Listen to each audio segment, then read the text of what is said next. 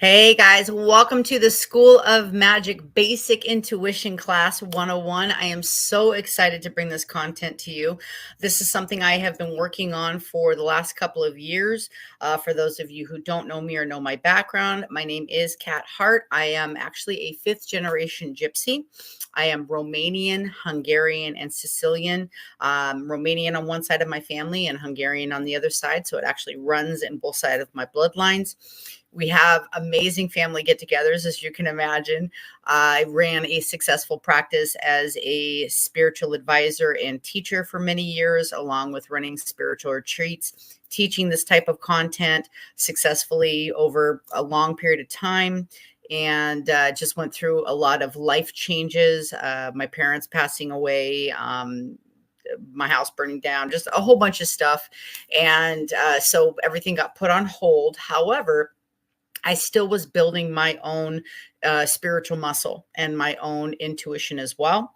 And I also live stream on TikTok. I have done cards, I've done coaching, I've done advising, I have done personal one-on-one trainings along with classes, courses, and retreats. So I am bringing this to Skool, which I am so excited about. I am incredibly thrilled about this platform. This is something I've been waiting for a long time. So let's get into it. So first of all, what is basic intuition? Your intuition is something that we all have. It's something that is on the inside. But what we fail to miss sometimes is that you can only hear and tap into your intuition when you're feeling calm and receptive and open to it. So it's really important that if you want to go deeper into this practice, that you take time and you work it on honing your abilities in a calm and receptive manner. So it's hard to be in a frustrated state or be an angry state and want to get an answer from the inside. It doesn't usually work that way. A lot of times it'll be convoluted, and we're going to discuss the different types of intuition as well, and also using your intuition when it seems like it goes against your logical reasoning. So when you have this gut feeling, when you have a gut feeling that you're supposed to do something, and like if you come to a stop sign and you don't know which way to go and you want to turn left or right and you kind of trust your gut and you go right, and the perfect parking spot or the perfect opportunity arises from that. I know this is a silly example, but this literally just happened to me a couple of days ago. I was in downtown Seattle and I was going to production, a play, and I knew the parking was going to be ridiculous. It was downtown. It was a Friday night. I just thought, you know what? I'm going to find the perfect parking spot. I already know. I have this thing with the universe where I get VIP parking everywhere I go. Things just open up for me as soon as I pull up, and I just knew I would find the right spot. And so I drove to where the venue was, and it was just chaos. I mean, all of the lots were full, the parking areas were full. It was just absolute chaos. And something told me, my gut told me to drive through the light and go one block past the venue, which I did. And it was almost like I was going to be getting on the freeway. And I thought, gosh, there's nobody here. Like where I'm going to be getting on the freeway. And again, I got to the next block. A light said, turn right. I followed my gut. I turned right, and immediately I saw a sign that said public parking.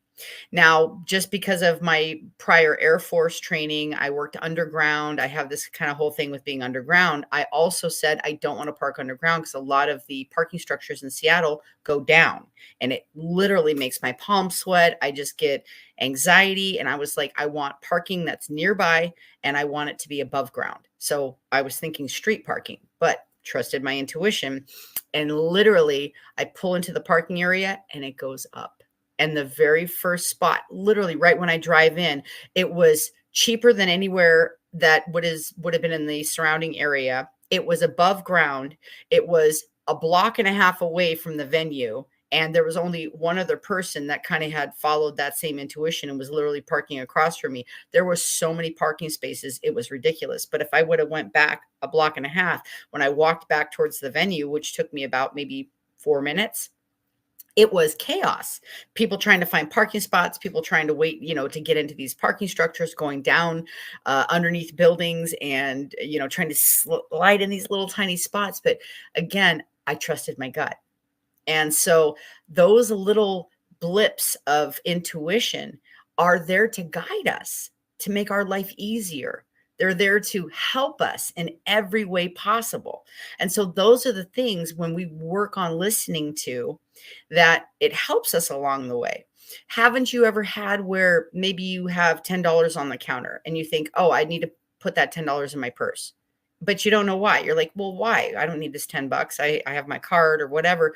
And then a little bit later, you realize, oh my gosh, I need exactly $10 cash. Or you feel guided to grab a pen and you don't know why, or your notebook, or a bottle of water, or whatever it is, an extra jacket.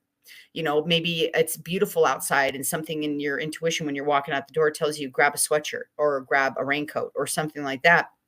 And out of the blue, you're at an event and the weather changes, or wherever you get to your destination, the weather is completely different. So those types of things are guidance to help us in living our best life. And haven't you done this before where you're like, oh, I should have listened. I should have listened to my intuition. I should have turned right. I knew I should have turned right. Or man, I should have made that phone call. I knew I should have made that phone call. Or man, I should have picked up that shell. I knew I should have picked up that shell. So many times where I've done readings or I've worked with people, I've gotten the coolest little intuition messages of purchasing something for somebody. And again, I'm not encouraging you to do it. I'm just telling you my story, but I have this really unique ability to buy gifts for people from people that have transitioned. So sometimes I'll buy, like, I remember one time I bought an ornament, a Christmas ornament, and I had sent it to a mom on behalf of her son who had transitioned through a car accident. And she called me sobbing when she got it. And she said, there's no way you could know this. She lived on the other side of the country. She said, but this is what my son used to do every year. He used to buy me Christmas ornaments. That was his thing. And so I have so many stories I could tell you like that over and over and over, where I just pick something up and I was like, this is for somebody. I'm not sure who it's for yet. Or sometimes I know exactly who it's for, but sometimes I don't even know who it's for. And I'm like, oh, I just need to grab this. And as soon as I run into the person, I'm like, this is for you. I knew this was for you, somebody. This is for you. So again, that's trusting your intuitive guidance. That's trusting your intuition. Now, there are ways that you can trust your guidance even more, and you can develop that. One really good way is to make sure that you're journaling. I write down thoughts. I write down ideas. I mean, even when I was building this course, I was writing down ideas. I was keeping, this is one of many books that I've had a lot of record keeping in to build these courses over the last couple of years. But also tracking your dreams is absolutely phenomenal. Doing visualization work. Doing energy work. One really easy way I've taught people how to hone their intuition and trust it more is taking, oh, I wish I had one here, but like taking like a 3x5 card. I'll use these as an example. So taking two cards, like a little 3x5 card that's blank on both sides, and you can write yes on one or no on the other, and you can flip them down, spin them around a little bit so you don't know which one's which, and ask a question. And then what you do is you put your hand over the card and you feel which one vibrates. You feel which one you're guided to pick. And so you can answer your questions that way. You can also, if you're trying to get the idea, you're trying to get something answered, like you have a question, like say you have an opportunity for 3 different jobs and you don't know which one to take. You feel stuck and maybe they're in 3 different locations, or you're looking to move and you don't know where to go. You write the 3 different options or 5 or whatever it is on the cards. And again, flip them down, shuffle them around so you don't know which one's which. And then you ask the question, which job is for my highest and best path? Which one's going to make me the happiest? And then you start putting your hand over each card and you see which card vibrates. And you know you made the right choice if when you flip it over, you're happy or you vibrate. You get that little tingle through your whole body, or maybe your hair stands up, or you get goosebumps. I call them truth bumps, because for me, when I get in that alignment with truth, I'm telling you, my body heats up. Sometimes I get sweating, like I'll get goosebumps. My hair will stand up. I just get this inner knowing where this is right. And so that's one of the best ways for you to know that this is the right choice for you. Now, if you choose something and you're like you don't immediately have a yes, it's probably a no. You might be forcing your own will. So one other thing we want to talk about is making sure that you're not basically basically using your own personal biases or something from the past on, or wishful thinking. You don't want to put that into your intuition. So if you're hoping for a certain outcome, that's not letting your higher power in the universe bring you what's the highest and best for you. Because sometimes we want something so badly, but it may not be for our highest and best. A certain job or a certain relationship, or whatever it may be, it doesn't support us in living our best life, and we know it somewhere inside. We know it's not for our highest and best, but we want it so bad that we override our intuition and we go in that path anyway, and we're not happy. We know there's still that void. We know there's still that kind of unease. We're off balance because we know we chose something that wasn't exactly right. Now, it doesn't mean you can't learn from it. It doesn't mean you can't learn a lesson from that job or that relationship or that experience or whatever happens, but it's never going to make you feel fulfilled. It's never going to give you exactly what it is you want and what it is you're looking for, because only the alignment with who you truly are is going to do that. And so that's why using your intuition is so vitally important. That's why developing your intuition in these ways is so vitally important. And so this is using energy work. This is actually using your energy of your body. Now, there's other things like pendulums. Okay, so now these, I will go into more of these later. These are actually tools, like using cards, using stones, using pendulums, using singing bowls, that you can actually tap into certain frequencies and vibrations that you can get yeses or get more information or get confirmations from. And while we're talking about confirmations, so in module 2, I will be talking about tools. I'll be talking about using cards or using stones or using pendulums or using things like that, that are tools that are in addition to your own personal intuition. Now, that being said, you don't need any of those things. You can, in fact, it's better to not use them to start really honing your intuition, because then you're not relying on a tool in order to trust yourself. So I want to talk about confirmations. It is absolutely okay and preferred that you bounce these things off of somebody. It's okay to have an idea or have a feeling or get an intuitive response about something and want to get a confirmation from somebody.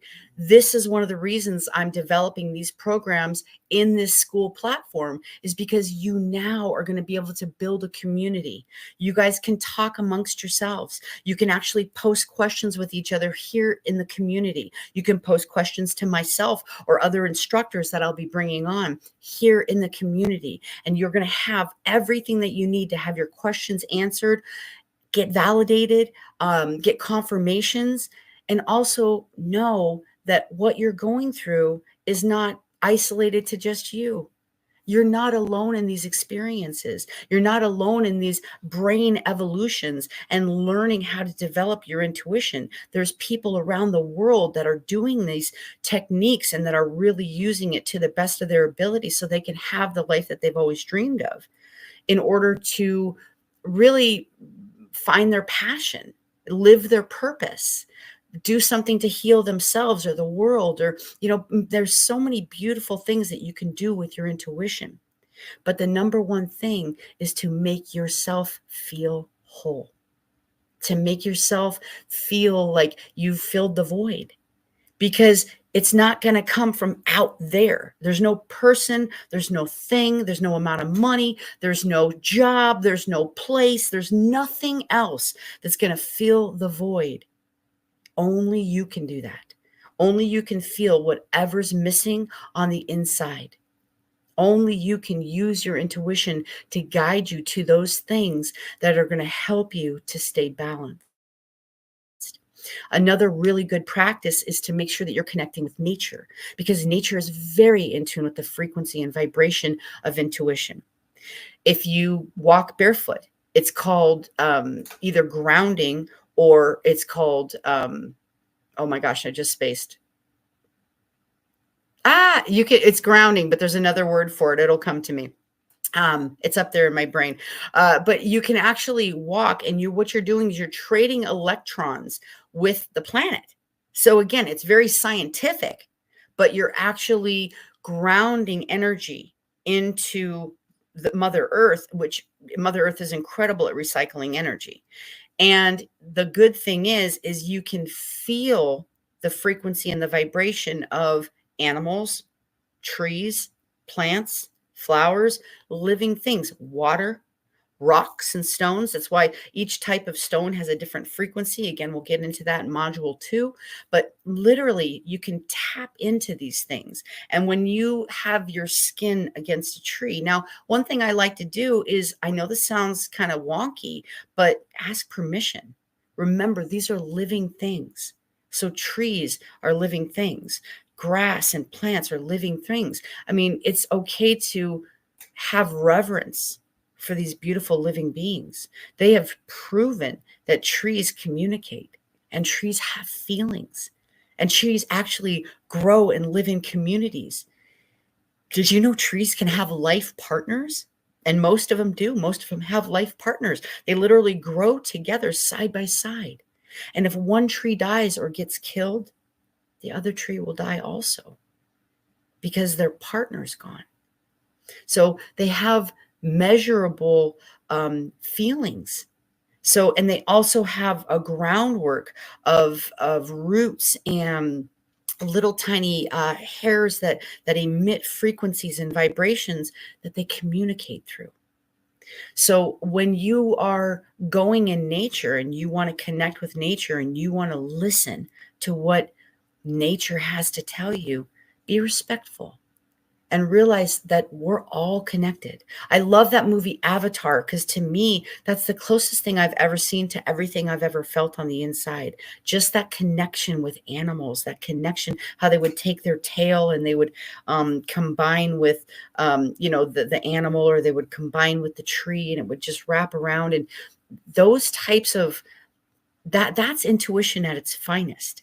Because we have these frequencies that are emitted off of our body, and they can be scientifically measured. They can measure our brain waves by putting little electrodes on our brains, right? They can measure what's coming off our brain. They can measure your heartbeat by putting an electrode on your chest and measuring your heartbeat. They can measure the heat that's coming off of your body. They can measure all these things because there's waves of energy that are coming off of your body all the time.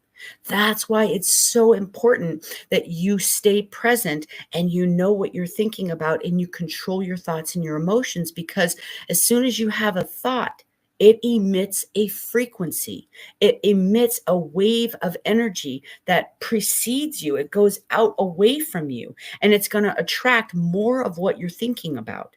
So what you think about, you bring about. These are terms that have been around forever. What you focus on, you're going to bring towards you, and you're going to bring more of it. So if you're thinking about how hard things are, or how your finances suck, or how difficult your relationship is right now, you're literally going to attract more things that make it so. You're going to attract more things that collaborate with that thought and that frequency, because the universe, your higher power, is all about matching frequencies. It's magnetism. This entire planet and galaxy is based on magnetism. So you want to magnetize positive things. You want to work on this intuition. So, what's the difference in a gut feeling or an intuitive knowing or an intuitive insight? Well, a gut feeling is kind of like I told you before about turning right or left or picking up something. Other times, like an intuitive knowing, is like as soon as I walked in for the Christmas ornament for the mom, like I had a knowing there was something inside that led me. I was like, I have to go in the store. I have to buy this ornament for this woman. Like it was just a knowing. I had an absolute knowing that I needed to do this. And I didn't know why. That's the best part about trusting your intuition. You don't need to know the why. The why will show itself later. But when you follow your intuition and you're helping to bridge these gaps, you're actually making connections for other people as well. And you're helping them to believe. You're helping them to see that this is a tangible practice. This is something that is there for every single one of us. Whether you choose to use it or not, every single person on the planet has an intuition that they can tap into. Animals use an intuition. They've shown that animals that like if there's a tidal wave that's coming in or there's a water surge or there's some danger, that they have an intuitive ability to go to higher ground. Or trees communicate with each other through this frequency and vibration. In Africa, there's a type of tree where if a giraffe starts eating its leaves, it'll literally send a frequency and a signal out to the other trees in the area to turn their leaves bitter, so all of the leaves from the entire grove don't get eaten. This is all scientific and documented stuff. That's the best part, is these are things that are real, that it can actually help us to grow and become stronger versions of ourselves. And intuitive insights are maybe when you're getting okay, I'll give you a great example. I kept every time I went over a bridge, I kept seeing a bridge fall. And it was like, what is going on? Like I would almost get, and even one time I got stopped on a drawbridge and my palms were sweating. I got so much anxiety, and I don't have anxiety about like bouts of anxiety or anything like that. But this was an anxiety attack. Like I was so fearful of being on this drawbridge that I literally wanted to go abandon my car and go run away. And I called one of my best friends and I was like, I'm freaking out right now. I keep seeing this bridge fall and I'm not sure what's going on. Well, maybe a week or so after that, there was a bridge portion, a section of a bridge that fell from a truck hit one of the ribs of the top of the bridge. A big semi had hit it, and somehow it was one of the main supports, and it literally collapsed an entire section. Now, luckily, nobody died, but there were cars on that section. Can you imagine? And it fell a good, probably, I would say 30 feet. Or it fell into like the canal below. I mean, there was just a little bit of water. So again, nobody got hurt, but I can't even imagine being on that section of bridge when it fell. So that's an intuitive insight. When you see something or you have a dream about something and then it happens, that's an intuitive insight. So that's kind of the difference between those types of intuitions. So again, one thing I want to reiterate, that seeking confirmation and validation for these things are okay. You can do it in this community. You can talk to somebody that you trust. You can work with a spiritual advisor. I even have spiritual advisors that I work with. So I'm your spiritual advisor. You're getting to tap into me in this school. And you also get to message me, and you can email me, or like I said, the other instructors that are going to be coming in to teach. But also I have a wonderful woman that I'm going to be working with who is in my community. She's one of my spiritual sisters, and we're going to be teaching dream interpretation. And that is I'm so excited about that course because I love to interpret dreams. I just think it is the coolest practice. And it's okay though to get validation from other spiritual advisors. Totally okay. In fact, and sometimes it's necessary in order, while you're building your intuition, it helps you validate. It gives you confirmation that, yeah, what you thought was so. So, and again, that builds your confidence and it builds your self esteem in building your intuition. So, these are just the basics in developing, having discernment, and understanding your own intuition.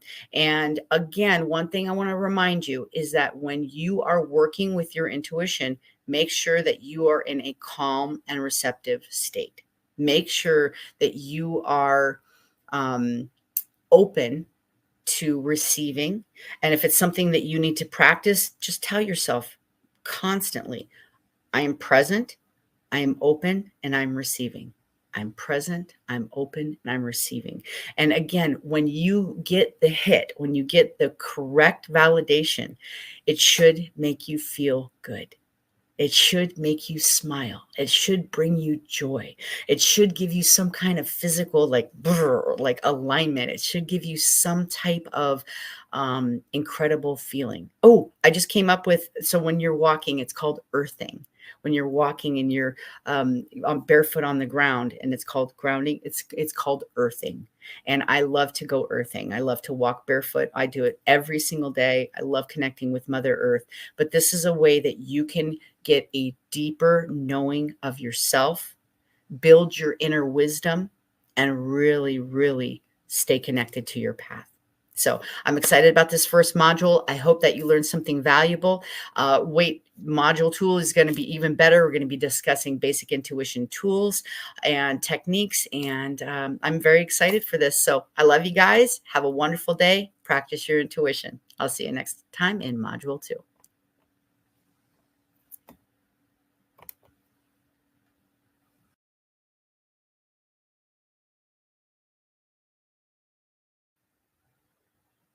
Hello, hello. Welcome to Module 2 of Basic Intuition 101. This is about using tools such as oracle cards and decks, stones, and even pendulums. So first of all, let's start with the oracle cards. So oracle cards are decks. People sometimes call them tarot cards. Everybody has different feelings about these and what they are, what they're used for, where they came from, if they're connected to something dark or anything like that. Now, I think that there's a lot of personal opinion in all of this. However, there's certain tools that I won't use. Like, for example, I've never used a Ouija board. I just personally, it's just not something I connect with. It is, to me, it's opening a portal to other dimensions and other realms. And I know that we can do that regularly on our own, but I don't want a tool that for me enhances the ability to open something that anything can come through. So that's just me. Now, my oldest deck I've had, you can see it's kind of beat up and the corners. I mean, I think my pup even chewed on it at one point, but the cards inside are still mean a lot to me. This is my angel deck. This is my oldest deck I've had for quite some time. I use it all the time for guidance and for wisdom. And I also have some other cool decks like the animal spirit guides. I've got the crystal spirits that delve into like all the crystals and the energy of the crystals. I've got many decks. I think I've got like 10 or 12 decks. And it's a tool. So all these are meant to do is enhance your own natural ability. Now, the first deck of oracle cards was actually published in England in 1775. So they've been around for hundreds of years. But where did the origin of the oracle actually come from? So in thousands of years ago, throughout time, people have gone to spiritual leaders called oracles to help them with divine messages, to interpret dreams. Sometimes they would cast stones, either regular stones or gems or even rune stones with messages on them. And depending on the way that they would land or the pattern they would form, or with certain messages written on the stones, would come up or be laying down, they would interpret the message that came from divine in order to help guide the person that was having the questions. And the nice thing about using these tools is, again, it's just validation. it's enhancement. So if you're using your intuition, you're in a meditation and you feel something and you want to know if this is your own divine guidance or if this is a wish, it's something that you really want to have happen, you can use a card and say, okay, is this a part of my path? Is this something that's a higher divine um,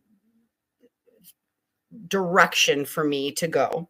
But also, you can use the pendulums as well, and we'll talk about that in a minute. But the cards are just additional tools.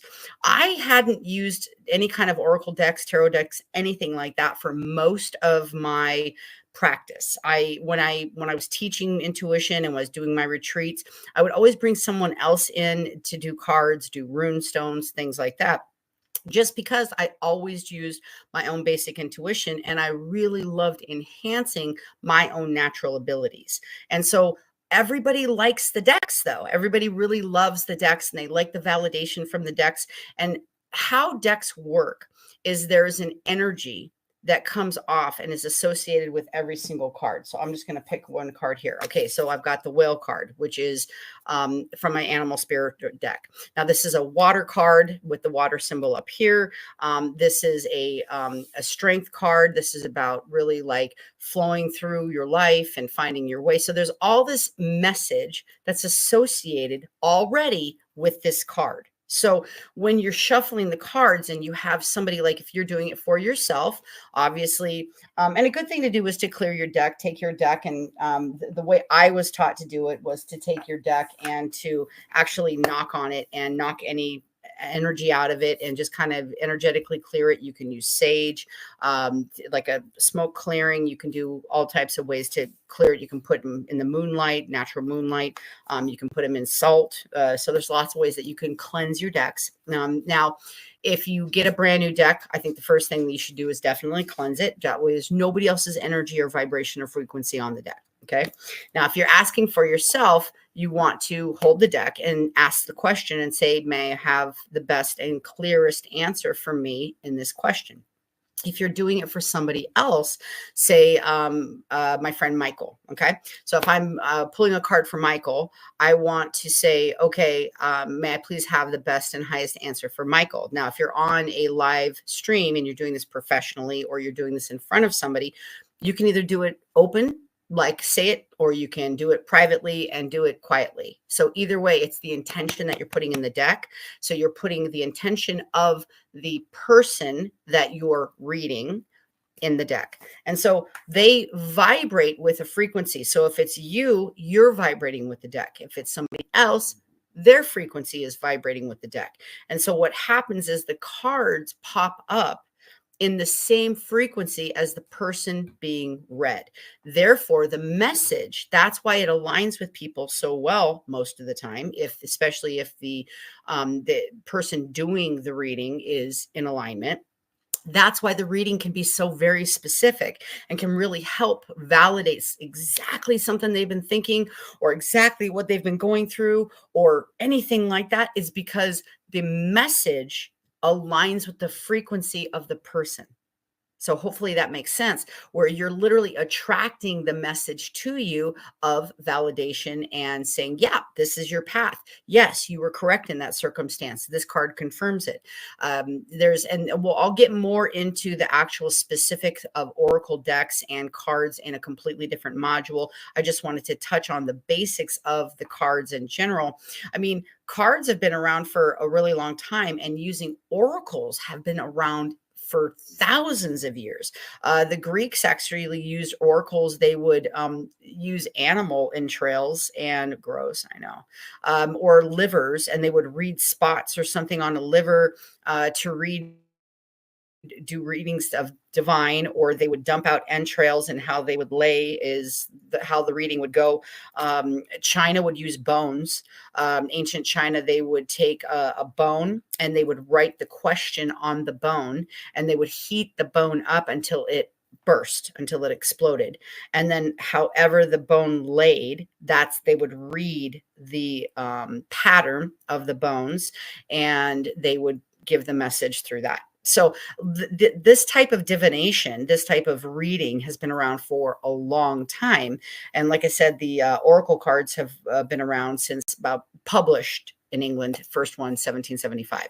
So that's kind of a little bit of the history of the cards, the oracle decks, and why they're fun to use. They're actually a fun tool. It can enhance your ability. It's kind of like a cheat. It's like a little cheat code. If you're a gamer, it's a little cheat code to be able to help. So rather than using your own guidance, your own intuition to read the person that you're working with or to read yourself, you're actually getting the message from the card. So they're vibrating with the card. You're kind of just the middleman. You're just reading the message that's on the card, but their energy is what chose the card. So a little bit of history on that. The next thing I want to talk about is stones. And so I'm going to actually talk about the top 5 stones that are used for spiritual practice. The number one, and I have a couple of them here. The number one is the amethyst. This is all about spirituality. This is all about meditation. These are amethysts. I've got another one here as well. So this enhances spiritual abilities. This is can be a very calming stone. It helps to improve focus, and it's a good protection stone. So the amethyst is a very good stone. And so what's cool to use, I should back up just a little bit. What's neat to use about the stonework is amazing because every single stone has its own frequency and vibration. And so what we're doing is we're finding a stone that vibrates with the frequency of what we're trying to enhance or maybe absorb or maybe protect or feel a certain way. So the energy that comes off of stones can be calming. They can be help to achieve focus or clarity. They can help you bring truth. And so actually, this is really funny that I'm doing this. I was literally given this. This is a chakra braid. So it has all the stones in alignment with the chakras. And I was given this yesterday by a friend, and I absolutely love it. So you can have multiple energies at the same time. It's not going to convolute anything. However, if you're doing a focused practice, like you're actually working on creating focus and you just want to hold the vibrational frequency of the amethyst, then I would say focus on one stone at a time. If you're looking for alignment, if you're looking for just general well-being and protection, and you're looking to enhance your intuition, something like the this cord can actually make a big difference as well. All right, so let's go on to number 2. Number 2 is kyanite. So this is kyanite. This actually helps with telepathic communication. And the nice thing about the kyanite stone is this is one of the only stones that never requires energetic cleansing. Now, at the very end of the 5 stones, I'll tell you why cleaning the stone is really important. But the kyanite helps to align chakras. It helps with inner peace. It helps you to actually receive guidance. And so it can enhance bringing in intuition into your body. So this is kyanite. Okay, that's the number 2. Number 3 is labradorite. So labradorite is all about strengthening faith and trust. It actually is associated with the third eye chakra, so it can help to really spark your intuition, your imagination, and your creativity. This is also one of the absolute best stones for relieving anxiety and stress. I personally have a labradorite bracelet that I love to wear. I actually got it from a vendor in Seattle who made his own jewelry. And I love it. It's one of my favorite pieces. And I just really love the labradorite stone. I really vibrate with the frequency of this. This also helps to strengthen faith and trust.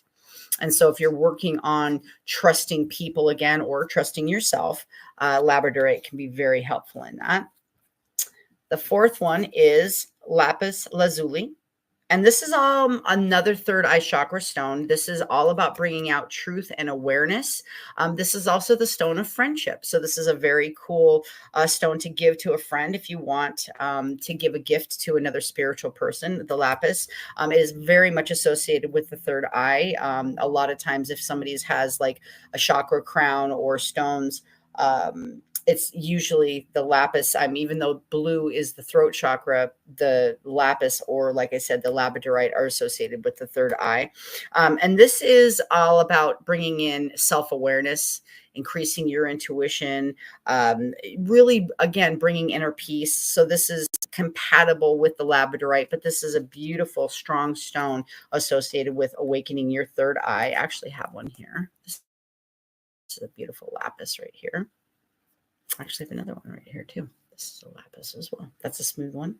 This is in its raw form. And honestly, I don't think there's any difference in frequency here. I do like raw stones. Some people like polished stones because they like to put them in between their fingers or put them in their pocket, and they like to feel them. That's fine, but a natural stone is always going to be preferred over a lab created stone, because the lab created stone is not going to have that natural frequency of the planet in the stone. So it's going to vibrate at a much different frequency. So I would definitely suggest that you get your stones from a trusted spiritual store, or somebody that you trust online, to make sure and you know what? Feel it. If you can hold it in your hand and you can feel the frequency and the vibration of it, and you're drawn to it, it's something. That's actually how I got this very next stone. Number 5 is the moonstone. So the moonstone is one of the absolute best to enhance intuition. This is a very soothing stone. This is all about new beginnings. This is really good for soothing emotions and soothing stress.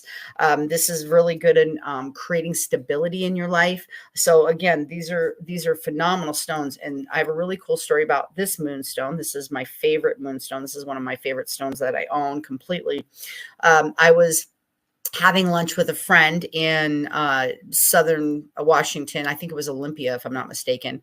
And we were having lunch, and all of a sudden I literally turned around and I was like, I literally felt like a stone calling to me. And I look across the street, or I felt something calling to me. I'll say that, because I didn't actually know there was a store there. And I look across the street and there's a stone store. And I was like, I'll be right back. I literally got up in the middle of lunch and I just ran over and immediately went directly to this moonstone. And I was like, that stone was literally calling to me from across the street. I could feel the frequency of it. And the owner said, I literally just got back from Bali yesterday with that stone. He's like, I have no doubt that it was meant for you, because it's like that. He's seen that happen time and time again. And it just literally called out to me. And this is one of my favorite stones. So that is the top 5 stones. I am actually going to go into a series on my social media in TikTok. I can do more stones here if you guys want. Make sure, let me know if you have questions about stones. Again, talk amongst yourselves, talk amongst yourselves. Have a little coffee talk, but put your stone in there, ask questions. And if you have any questions for me about certain stones, what they mean or anything, how they can affect you, how they can enhance you in any way, be sure to ask in the community and let me know. I'm more than happy to give you information and help guidance in any way that I can with these stones. Okay. So the last thing that we're going to deal with is the pendulums. This is really cool. Now, pendulums are literally one of the oldest forms of connecting with the spirit world. And it's also been called dowsing. So that's another term. You might have heard of dowsing rods with people that were looking for water. Dowsing rods were actually used in Vietnam to find tunnels, secret enemy tunnels, or to find landmines. They used pendulums in British intelligence to figure out where Hitler's next move was going to be. The Vatican has even used pendulums. And even though one of the popes, I want to say it was in the 1300s, had said that they couldn't be used anymore, they actually went back to some spiritual people and asked them to use pendulums. Now, pendulums work. Now, you can make your own pendulum, but this one was a gift that was given to me. And how pendulums work is you want to have something so you can have like usually a pendant of some sort that's on either a string, a cord, a chain like this. And you want to always hold your pendulum with your writing hand, the hand that you write with. And you want to either put your elbow on a table or your knee, but you want to have it held very sturdy. You want it held in a very sturdy way. And what you want to do is you first want to know your pendulum. So you ask your pendulum, show me yes. And then the pendulum will move in a certain way, like circles back and forth, front and back, anything like that. Then you say, show me no. And then it'll move in a different way. And so that trains you to know how your pendulum moves. So then you can start asking questions with your pendulum.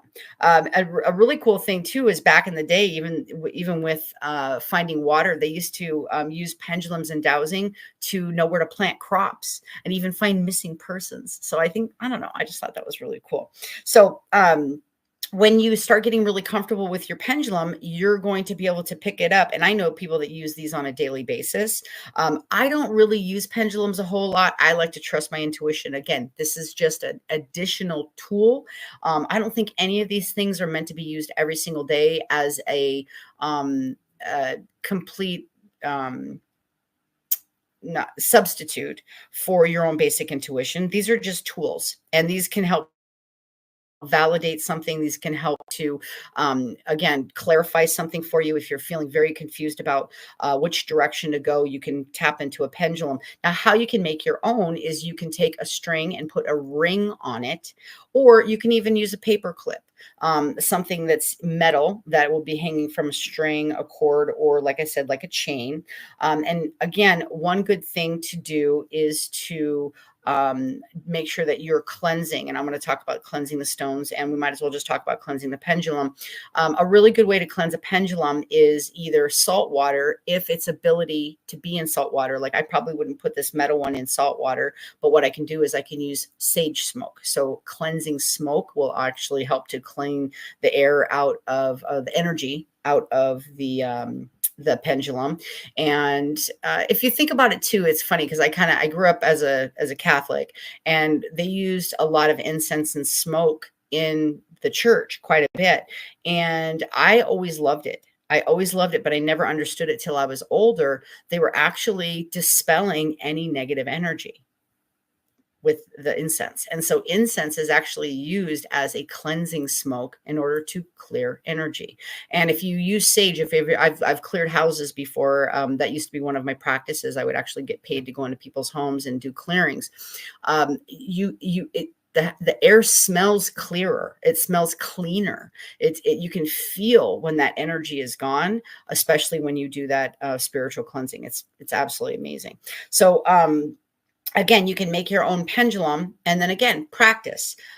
Say, show me yes, show me no, and practice. But again, keep your hand and your arm very stable. Rest your elbow either on your knee or a table, and keep it very steady while you're doing your pendulum. So those are the top 3 types of tools that are used regularly in a spiritual practice, whether you want to do it for yourself or you want to have a profession where you're doing this to help others. I hope you guys found this module incredibly useful and not only educational, but a little entertaining. You're learning a little bit of history about all of this. In module 3, we will discuss sound waves. We will discuss singing bowls, crystal bowls, bells, things like that. And so I'm very excited to bring you more information on this basic intuition classes in Skool. I hope that you're enjoying it. From Fairy Godmother Cat, I hope you have a fantastic day and use your intuition.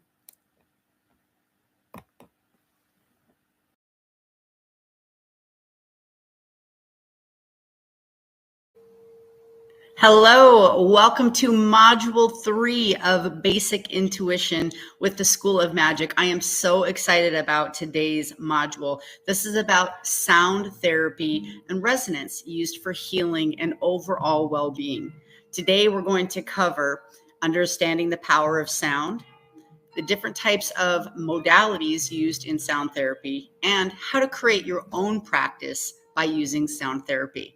But first, let me talk a little bit about the history of sound therapy. Sound therapy has been around from all the ages since the beginning of time. In ancient Greece, Apollo was the god of music and medicine, and ancient Greek philosophers claimed that music had the power to heal the soul and emotional and mental well-being. Ancient Egypt used sound therapy in all its temples, and it was a staple in its history. Even in biblical times, instruments and sound was used to vanquish evil spirits out of the soul. In World War II, even the army used music and sound therapy to heal its soldiers. So this type of therapy has been around throughout time. And Native Americans have used drumming, chanting, and dance to heal the sick. So every area around the world, every demographic around the world, and every geographical location around the world has evidence of literally using sound throughout time for healing, to promote well-being, and to basically balance everything from your emotional health to your mental health to even your organs inside of your body. They have shown that there is evidence scientifically that musicians actually have a different brain pattern than other people in order to produce the type of music that they do. And there are different frequencies that actually heal different parts of your body or create different responses in your body. So let's get into our lesson today. So sound therapy and resonance for alignment and healing is a powerful way to restore balance and to promote well-being in your body. So understanding how to use sound, basically it has a transformative effect on your emotions, your mental state, and your spiritual health. Different frequencies, depending on what you tune into and what type of modality that you're using, definitely can impact your energy centers, which are your chakras, and your overall health. Now, there is a healing frequency, 174 hertz, which is known globally as the healing frequency. It is the solfeggio frequency. That is overall well-being frequency that you can, in fact, I have it in the background right now. It's something that you can find on YouTube. You can find it on your radio stations. You can even tell your smart, I don't want to say her name right now. It starts with an A, but if I say it, it's going to stop. So you can ask to hear that frequency in music. When I'm regularly working on something and I feel distracted, I will play a frequency that aids in concentration. So the 174 hertz is something that actually can help with concentration, and it can really promote overall health and well-being. So it has the greatest potential for physical effects on the body also. So if you don't know where to start, the 174 hertz frequency is a really good place to start. And you can just practice using it, listening to it, going to sleep to it, meditating to it, or even just having it in the background while you're doing your schoolwork or your business work, or just while you're even watching TV. If you just want to improve your mental and your emotional health, it's a really good background noise. So it even can bring a sense of security to the organs inside of your body. So how do we actually create these different sounds? Well, there are different modalities that create different frequencies. Now, the earth has its own frequency, the frequency of the tone of Om. Om. That is the earth frequency. That is the standard frequency of the earth. So when people actually chant and do that frequency, they are working to align with the planet. They're actually working to align with the resonance of the planet. And since we're all made of the same things, we're made of the stars are made of the same things of the galaxy, and inside we're made of all the same things. It's good to balance and resonate with the earth. And if you can do some earthing, walking barefoot in nature, so you're trading electrons with the earth while you are doing your Om, you actually can feel an incredible sense of well-being, along with grounding your energy at the same time. So different ways that you can actually get frequencies in your body or use them in a practice is, first of all, there's bowls. There's singing bowls. There's metal bowls such as this one. This is a brass Tibetan bowl.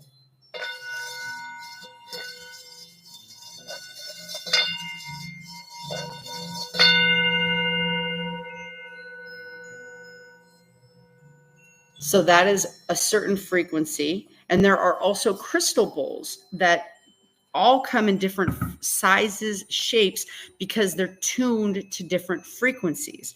So what I recommend is either seeking out the frequency, becoming familiar with the frequency that you want to attune to. So if it's healing for internal organs, if it's healing for emotional or mental well-being, if it's for concentration, if it's for meditation, discover which frequency that you want to find first. And then you can actually ask which bowls are tuned to those frequencies.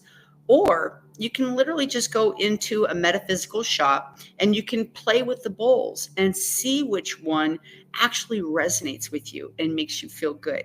If it lifts your spirits, if it makes you smile, if it makes you get emotional, that's probably a good bowl for you. That's actually how I found this bowl.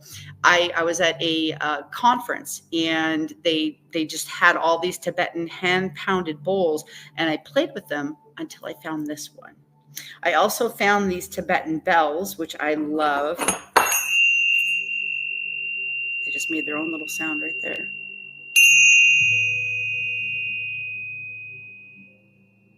It's just, there's something so calming about that sound to me. And bells have been used throughout the generations in different forms of religious or spiritual practices throughout the ages. And you always can hear bells in temples, in churches, just all around the world. And even like if I'm in a different city that I've never heard, but never been in before, and I hear bells chiming, I literally stop to listen. It literally does something. It makes me feel so connected, and it makes me feel just a sense of reverence. I just love bells. I don't know what it is. I've always loved bells.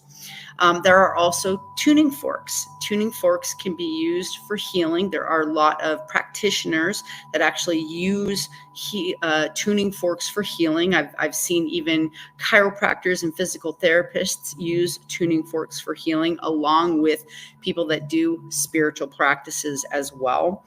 There's also drumming, there's chanting, and there's vocal toning. So you can also use instruments and you can create different resonance. Even if you have a guitar and there's a certain chord that you like and you just strum that chord, it can have a very calming effect on your body. So you have to find what works for you. You have to decide what frequency it is that you want to tune to. And the musical effects of sound have, it's probably affected you your whole life without you even really realizing it. Because when you're in a joyful state, you tend to listen to the sound, the beat, the rhythm of the music. When you're in a sad state, you tend to listen to the words of the song, if there's words. So again, our state can be affected by what we're listening to. Like for me, if I'm sad, I don't really want to listen to sad songs. I want to listen to something joyful. And I remember somebody asking me one time, they were like, what kind of music makes you feel the best or pulls you out of a sad state? And for me, it's almost any kind of music, darn near any kind of joyful, upbeat music. The second it turns on, my vibrational state changes instantaneously. I can be really, really sad, but if I hear a song I really like, I can't help but smile. I can't help but my own frequency just immediately goes up. My vibration rises and it brings joy to the inside of my body. And I just start to feel better.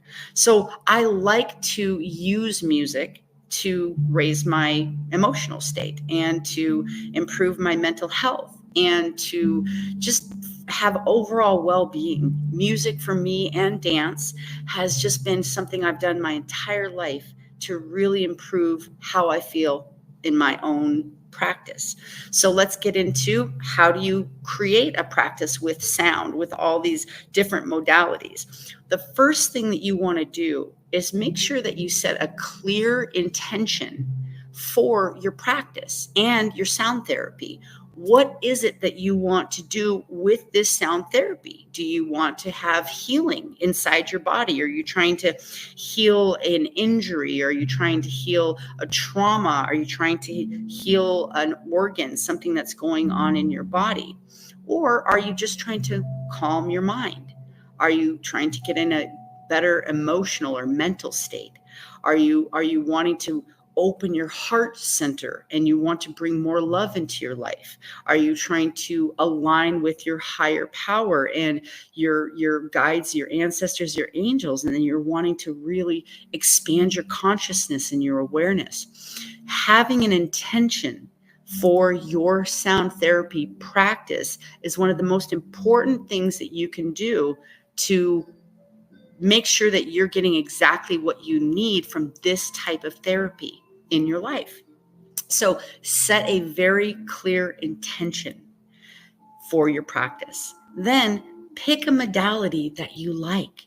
Pick something, whether it's somebody else's music, whether it's your own tools, whether it's, again, the bells, or it's drums, or it's a guitar. It really doesn't matter what it is, because every single instrument, every single tool will have a different effect on you. You're just going to have to test them out and see which one you like the best.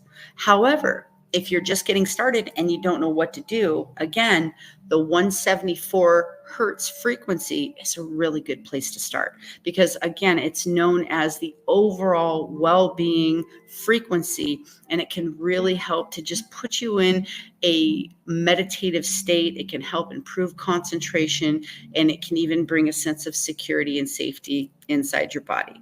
So sound therapy can actually help release stagnant energy. If you're feeling stuck and you just don't know what to do, or if you have to study for a big test or a quiz, or whether it's work or school, it doesn't even matter. Maybe you're trying to write a book or a play, or you're trying to paint and get into that creative mode, and you're just feeling stuck, or you have writer's block. Sound therapy can actually release and liberate stagnant energy. So it's a really good practice to actually play some music, or maybe something that you really love. Maybe it's just your favorite song. That's okay. I actually really love to listen to Meghan Trainor, Better When You're Dancing. That song, I feel better when I'm dancing. I'm not the best singer, but I love that song. That song just cheers me up anytime. It doesn't matter where I am. If I hear it, I have a hard time focusing on anything else, because that song just immediately brings me into a state of joy, and it literally changes my mental frequency. And the cool thing is about sound therapy is it actually is proven that it does change your state of your brain. It literally vibrationally changes the frequency and the state of your brain. That's why it can help with emotional and mental issues, because it actually changes the state. It can bring balance into your life. It can actually really help heal your energy centers and align your chakras. It can promote relaxation, and it's really great for overall well-being. So do whatever you need to do to bring this practice into your life and into your spiritual tool belt, if you will, because sound therapy is something that you're using whether you know it or not. Just be careful that you're not allowing sound programming to happen, which happens when we're listening to, say, like the news media, and you fall asleep and your conscious mind falls asleep. You're allowing whatever sound is going on, and that's usually someone speaking, and that is a vocal resonance. it is programming you. There's a reason that TV is called programming, because it's actually programming you. A lot of times, if you fall asleep and you're listening to the news, or you're listening to something that isn't in the highest frequency, you're going to wake up feeling distraught, or you're going to wake up feeling anxiety or stress or anger. And a lot of times, if you can go to sleep listening to a higher frequency, or a 174 hertz, or whatever it is, if you can listen to a meditation, it's going to actually give you more restful sleep. It'll help your body to actually heal, because it gives your internal organs a sense of security, and you wake up in a much more positive state. So if you're really working on adjusting your mindset and your emotional health, and you want to improve the overall well-being of your life, make sure that you're adding sound therapy to your spiritual practice. So that's it for Module 3. I hope you enjoyed this short exercise and this information on sound therapy, and I will see you soon in Module 4. Have a wonderful day.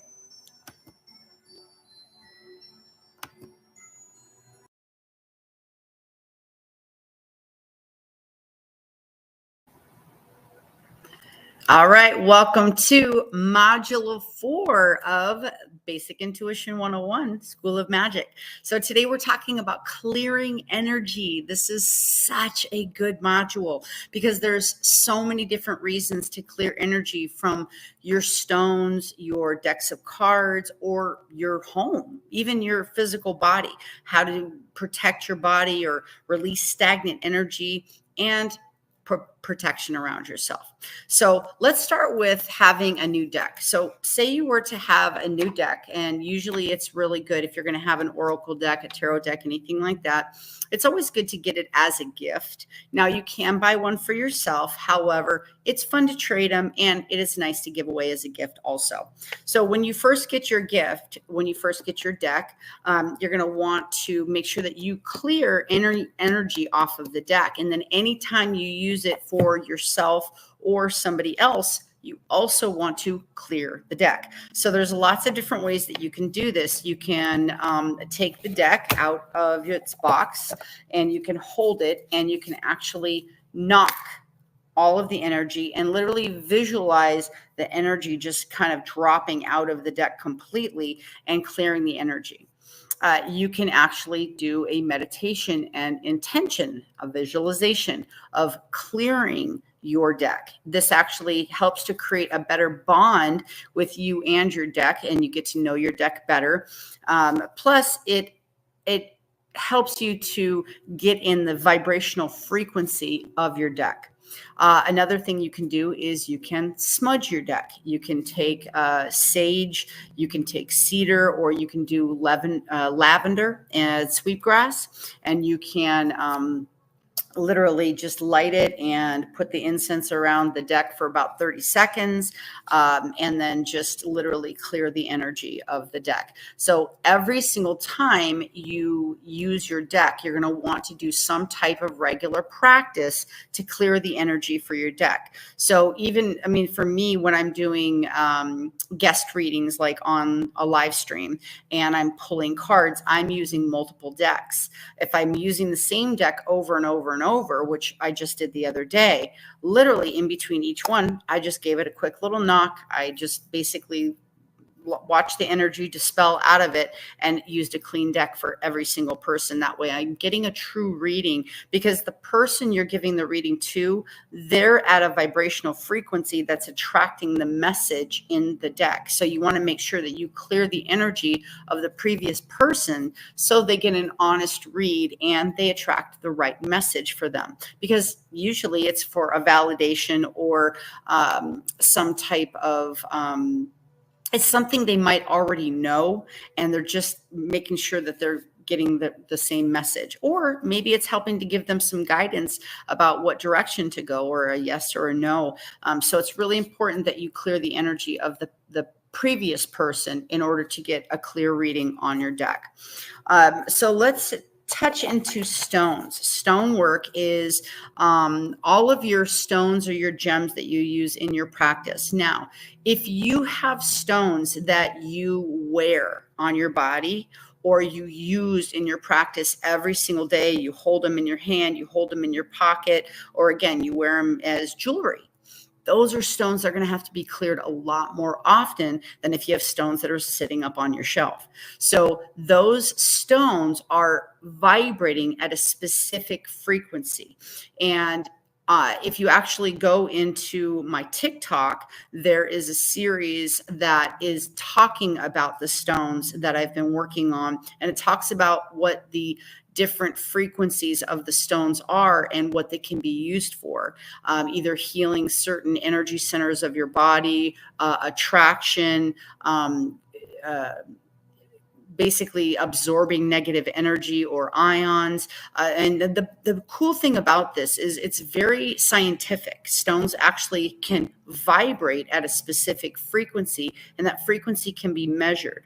So it's not just like a lot of woo-woo spiritual stuff. Stones are actually scientifically proven to vibrate at certain frequencies in order to help us. However, each stone, when you use the stone, especially if it's a darker stone like black tourmaline or something, where it's absorbing obsidian, it's absorbing, these are absorbing your energies. Those are stones that are going to need to be cleared more often as well, because once it changes in frequency, not only does it dull, but it basically changes the vibrational frequency of the stone. So you're not getting that pure support that you originally got when you purchased the stone or it was given to you as a gift. So there are many different ways that you can clear your stones and your gems. One of my favorite ones that I like to tell people is the new moon or the full moon. That's a very feminine energy. That's a beautiful vibrational frequency to put on your love stones specifically. But if you want to bring a little bit more nurturing and feminine energy into your life, it's a really good thing to put your stones on the windowsill in a full moon or on a new moon. Leave it there overnight and let it just absorb the beautiful moonlight and the vibrational, that lunar frequency that's coming from our beautiful moon. And it'll actually help to really clear your stones. And there's something really special about having moon energy all over your stones. You can also do this with water. If you want to put water next to your stones that you're clearing, or even like an amethyst, works really, really well. And it actually charges the water. And so then you can drink the water and you can get even more healing benefits. So moon water and charged water is a real thing. It's really good for you. Lunar or solar eclipses are another thing that you can use to clear your stones. So you can just look up when your next lunar eclipse or solar eclipse is. You put it out during that eclipse time. And again, it can clear the energy from your stones. So I'll roll right into sunlight. Using sunlight for stones is something that you can do, but only certain stones. You don't want to leave every stone in the sunlight because it can actually fade your gem. It can fade the color, but not every stone is really meant to be charged by the sun. So make sure that you look up if it's the best way to clear or charge your stone with the sunlight, because darker stones are usually better in sunlight than lighter color or sun colored stones. So stones that are yellow or orange, like carnelian, those aren't really the best to keep in sunlight, but darker stones have a tendency to do much better in sunlight for clearing and for charging. So salt water is another thing that can really help to clear the vibrational frequency of stones. Again, not every stone likes water or salt water specifically. So look up your stone and see which ones, if you're trying to charge or clear the energy, if it can stand salt water. Harder stones can usually stand salt water, but softer stones, kind of like malachite or selenite, you don't want to put those in salt water. They're a softer stone, and that salt water can actually damage your stone because they're more porous. So you can make your own. It doesn't have to be natural salt water. If you're not anywhere near an ocean where you have salt water, you can make your own salt water, no problem. It still has the same effect. You can even bury it in salt completely. But again, be careful about putting metal, like, so if it's a piece of jewelry, that the stone is in, if it's wrapped in metal or anything like that, you probably don't want to use salt water because it will have a reaction with the metal. So again, just use your own discernment on what stone you're clearing, what stone you're charging, and how it's actually, if it's wrapped or used in jewelry. Okay. Another thing that you can do is use larger stones. So you can use geodes or stone slabs to clear your stones. And the best thing is they heal each other. So if you have a geode, a beautiful like oval, round, or kind of a cradle type of geode, you can place your smaller stones inside the geode. Or if you have a slab stone, like say you have a piece of quartz or amethyst or something like that, you can actually place the smaller stones on top of the slab, and they will actually help to heal one another. And it does clear the smaller stones. Kind of a cool thing. So smudging is something that, like I was talking about with the decks, is something that can be used to clear stones. Now, if you are going to do some smudging, make sure you're near an open window or you're outdoors, because you want the negative energy that is being pulled off of the stone to have somewhere to go. So make sure that you have an access for that smoke to go out. So light your either your sage, again, cedar, and you can use lavender and lemongrass. There's lots of different herbs that you can use. Sage is the most common one. Light your sage and completely envelop your stone for about 30 seconds, and make sure the stone, the smoke gets all around the stone, and then just see basically the negative energy or ions being carried away with the smoke. Sage has actually been really proven scientifically to clear air, and we'll get more into that when we're talking about smudging your house to clear energy. But it works very well for stones. Another thing that you can use is sound. You can use, in module 3, we're talking about sound therapy and how it's so valuable for balancing energy and clearing energy and stagnant energy in the body. Does the same thing for your stones.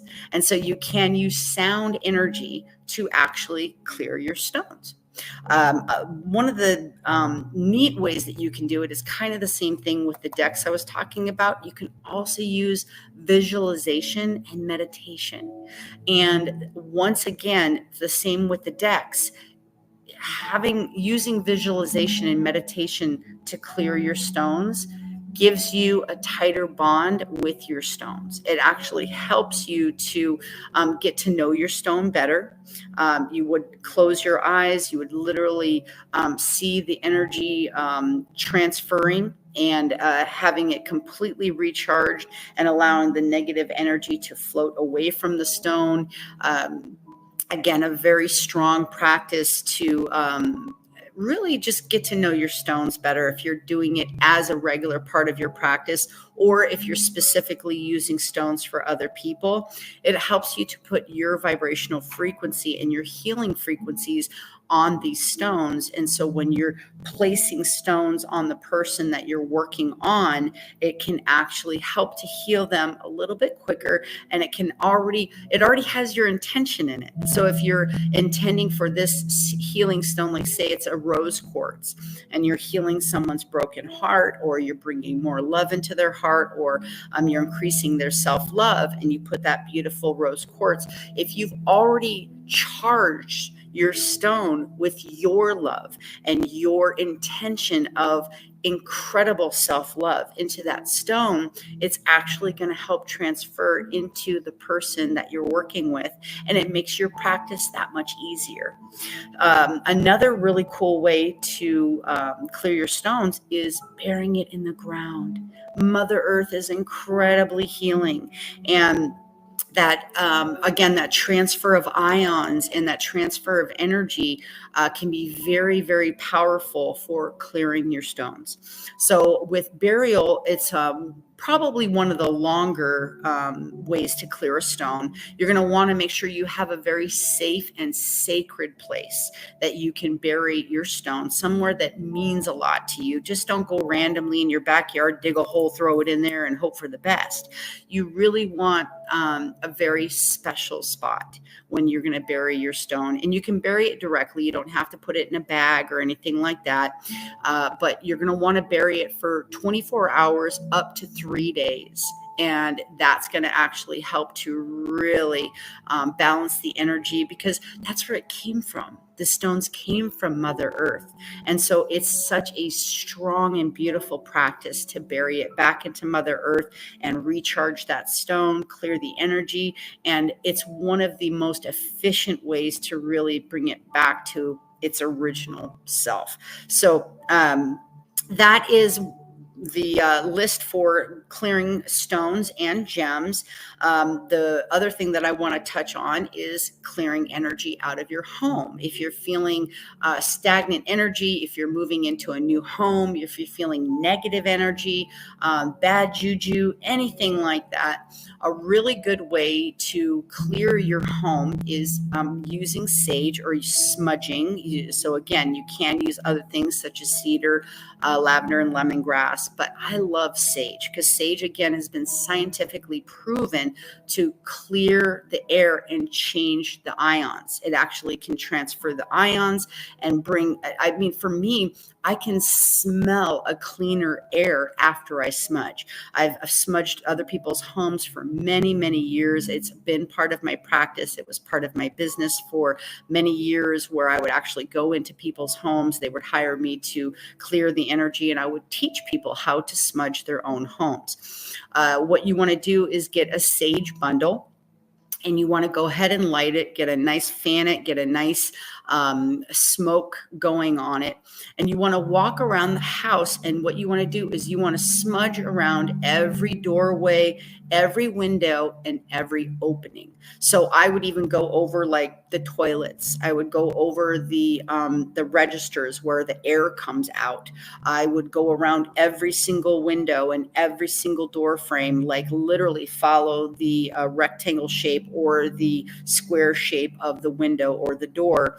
And just, again, intention of clearing negative energy, having an open window and allowing that negative energy to have a place to escape to, and replacing it intentionally with love and light. And really, again, setting your intention is so vitally important when you're doing these practices. I know I've talked about this before, but I'm going to mention it again because it is really vitally important that you're setting an intention before you're doing any of this energy work.